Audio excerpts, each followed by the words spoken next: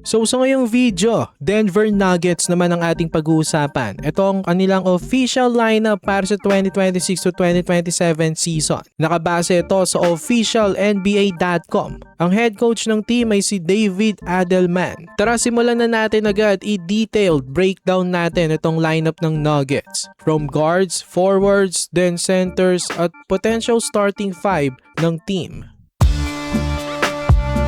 So itong mga guards, unahin natin si Jamal Murray, ang co-star ng 3-time MVP na si Nikola Jokic, isang elite scoring guard, clutch performer, isang mid-range master. Kapag healthy, isa sa pinaka-dangerous secondary star sa league. Last season, nag-average itong si Murray ng 25 points, 4 rebounds at 7 assists per game.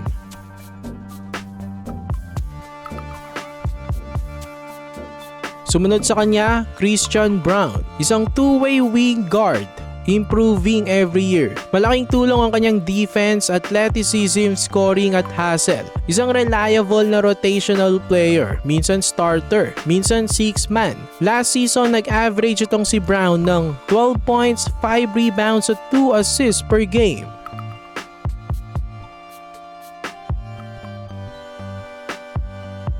Sumunod sa kanya, Tyus Jones. Isa pang reliable guard. Very efficient, low turnover ito kada game. Magandang backup para kay Murray. Last season, nag-average ng 3 points, 1 rebound at 2 assists per game.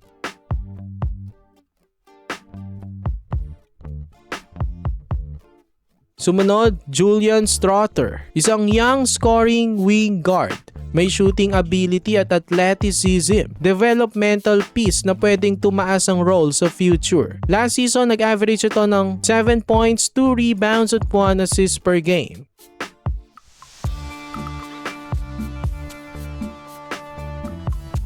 Sumunod sa kanya, KJ Simpson. Isang young local product from Colorado. Isang mabilis na player, delikado sa fast break. Last season, nag-average ito ng 5 points, 2 rebounds at 2 assists per game.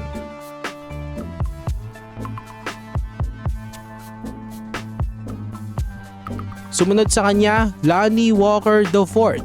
Isang magandang addition sa guard spot. Itong si Walker ay isang athletic scoring guard, instant offense off the bench. May athleticism at scoring burst na kinakailangan ng Nuggets sa kanilang second unit.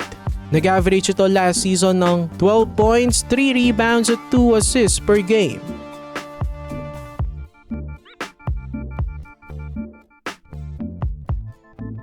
At last, Curtis Jones, ang reserve naman sa guard spot. Nag-average ito last season ng 7 points, 3 rebounds at 1 steal per game.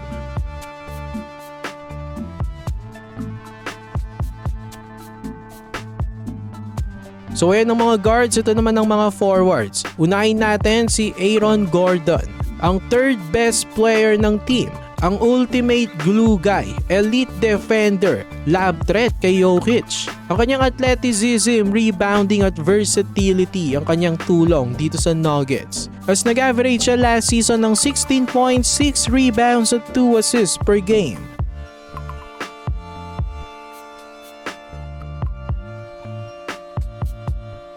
Sumunod, Cameron Johnson, isang stretch forward, elite 3-point shooter. May size at scoring, perfect fit sa Jokic system. Last season, nag-average itong si Johnson ng 12 points, 4 rebounds at 2 assists per game.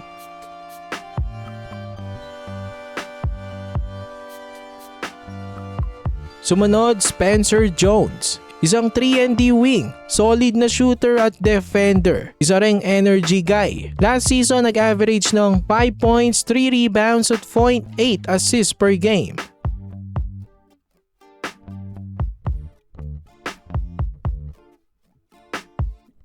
Sumunod, Dayron Holmes.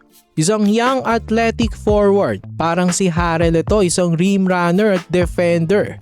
Last season, nag-average ng 3 points, 1 rebound at 0.6 assists per game.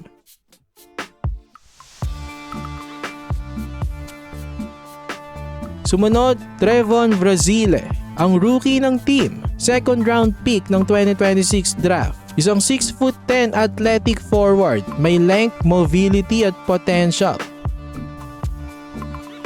Sumunod, isa pang rookie, Bryce Hopkins. Second round pick rin ng 2026 draft. Isa ring forward na may size. Sumunod, Alpha Diallo. Rookie ito sa NBA dahil first season niya ito. Pero technically, veterano na ito dahil meron siyang 5 years experience sa EuroLeague. Isa nga itong versatile wing na magbibigay ng defense and toughness sa Nuggets. Sa kanyang 5 years sa EuroLeague, nag-average ito ng 11 points, 4 rebounds at 1 assist per game. Sumunod, Marvin Bagley III. Isa pang new signing ng Nuggets, isa pang athletic big forward na magpapalalim sa bench ng Nuggets. Mapapakinabangan ang kanyang scoring at rebounding off the bench.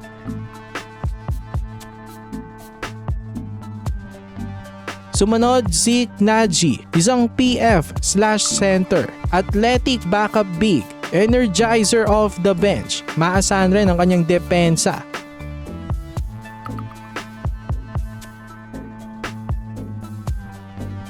At last, David Roddy, ang reserve at bench warmer naman ng team.